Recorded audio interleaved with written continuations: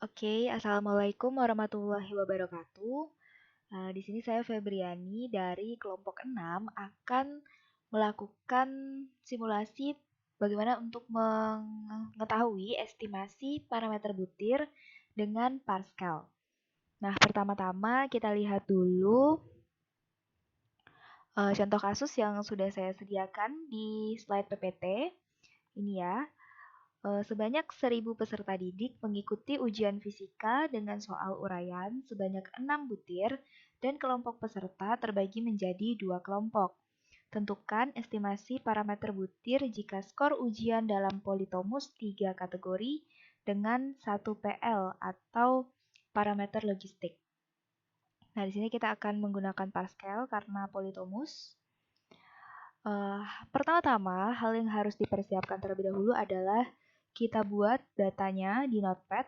Nah, ini kan ada 1.000 peserta ya, 1.000 peserta didik dalam 2 kelompok. Nah, jadi 500-500. Jadi ini ada ini ya pengkodeannya. Pengkodean 1 untuk di kelompok 1 ini berarti 500 orang. Nah, kemudian di bawahnya ini 2, terus dari 501 sampai 1.000. Kemudian ini jawabannya. Setelah kita membuat datanya di Notepad, kita juga membuat sintaksnya. Nah, seperti ini sintaksnya. Sama seperti kita membuat sintaks di mata kuliah ini ya, pemrograman komputer. Ini adalah sintaksnya. Nah, kemudian kita setelah membuat sintaksnya, sebelumnya sintaks dan datanya ini saya buat di Notepad. Kemudian di slide PPT saya juga sudah dijelaskan ya, di slide PPT. Nah, ini untuk datanya dibuat dengan format .dat. Kemudian untuk yang sintaksnya kita buat dengan format .psl ketika kita save atau menyimpan. Nah, kemudian setelah semuanya siap, data dan sintaks, kita kemudian langsung saja membuka program Pascal-nya. Setelah kita membuka program Pascal, kita akan panggil nih si sintaks yang tadi udah kita buat dengan klik file, kemudian open. Nah, di sini saya membuat sintaksnya dengan nama example 4. Nah, ini langsung formatnya .psl, kemudian kita open. Nah, ini sintaksnya sudah terpanggil di sini. Sudah ada ya sintaksnya.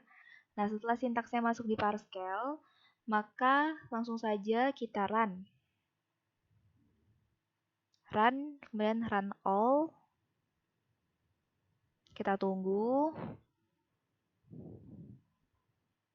Nah, di sini Pascal ini akan menghasilkan beberapa output ya, dengan tulisan pH, ada pH 0, pH 3, pH 2, pH 1. pH ini singkatan dari phase atau fase. Nah, biasanya di fase 1 ini dia menunjukkan kita ini ngapain aja tadi. Kita ini mau apa aja di sini, kayak perkenalannya dulu mungkin ya. Kemudian ada di pH 1 ini tuh lebih memberikan yang secara klasik, memberikan pengetahuan yang secara klasik. Kemudian di pH, nah ini pH 2, pH 2, ini di sini kita akan lebih lanjut membahas karena di sini membahas tentang ada estimasi parameter butir itu di sini. Kemudian di phase 3 nanti baru lebih membahas untuk tim selanjutnya atau kelompok selanjutnya yaitu kelompok 7 di estimasi parameter kemampuan. Jadi kita tidak membahas yang ini, kita membahas yang phase 2 atau fase 2. Nah, pH 2 ini. Kemudian selanjutnya kita turun ke bawah. Nah, karena tadi kan di soal atau kasusnya adalah dengan 1 PL. Maka selanjutnya ini kita akan melihat analisis item butirnya ini, estimasi itemnya, parameter item dengan ini juga 1 PL. Nah, di sini ya.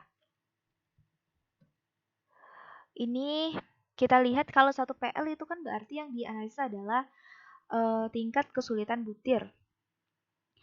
Dimana seperti yang sudah dijelaskan oleh kelompok sebelumnya ya. Kalau nggak salah adalah kelompok 4. Nah, Jadi butir yang baik itu dinyatakan jika memiliki tingkat kesukaran berkisar di antara -2 dan +2. Nah, jadi kalau di antara -2 dan +2 berarti baik, seperti itu. Di sini kita lihat B-nya ada di item 1 -0,6, -0,6, ada 0,01, min ini 0,8. Nah, di sini menunjukkan hasilnya baik ya untuk parameter butirnya. Kemudian, oke, maaf saya salah menunjukkan. Saya harusnya menunjukkan yang ini. Sebenarnya bukan salah ya, yaitu yang tadi itu kan dibagi 2 kelompok. Nah, jadi yang tadi itu untuk kelompok yang kedua, ini untuk yang kelompok 1. Saya mau jelasin yang kelompok 1 biar sesuai dengan di PPT. Nah, jadi ini ada min 0,59, terus 0,519, ini min 0,542, min 0,544, min 0,66, 0,68 ya. Berarti ini di antara min 2 dan 2 seperti itu. Jadi termasuk ke tingkat kesulitan butir soal yang baik. Jadi tidak terlalu susah dan tidak terlalu mudah.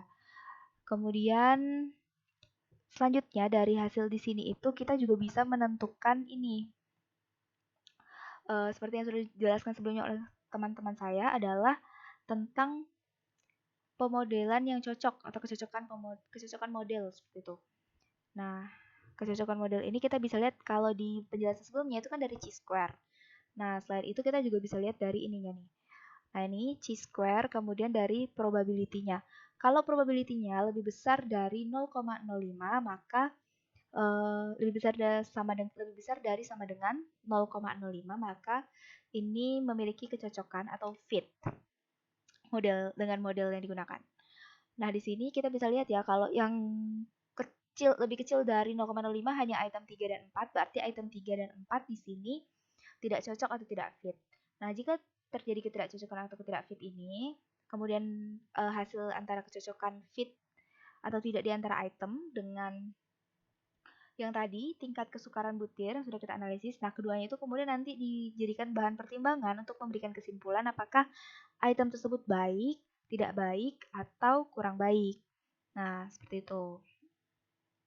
Jadi dipertimbangkannya dari ini, dari kefitan atau kecocokan dengan model, kemudian juga dari tingkat kesukaran butir tadi.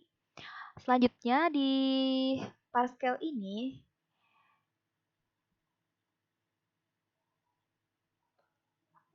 udah, berarti tadi penjelasannya sudah, maka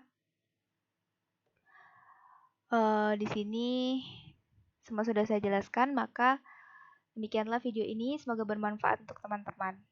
Wassalamualaikum warahmatullahi belum. Saya ingin menunjukkan plot. Jadi di sini kita juga bisa plot ya. Wah, lama sekali. Nah, ini sudah ada ICC.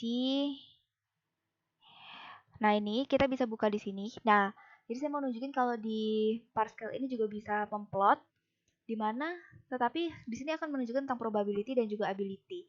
Jadi penjelasan selanjutnya tentang hasil plot-plotan di Pascal ini akan lebih dijelaskan oleh kelompok selanjutnya di estimasi parameter kemampuan. Nah, demikian video ini. Semoga bermanfaat untuk teman-teman dan juga terutama untuk tim 7 atau kelompok 7 untuk penjelasan lebih lanjut nanti selanjutnya. Assalamualaikum warahmatullahi wabarakatuh.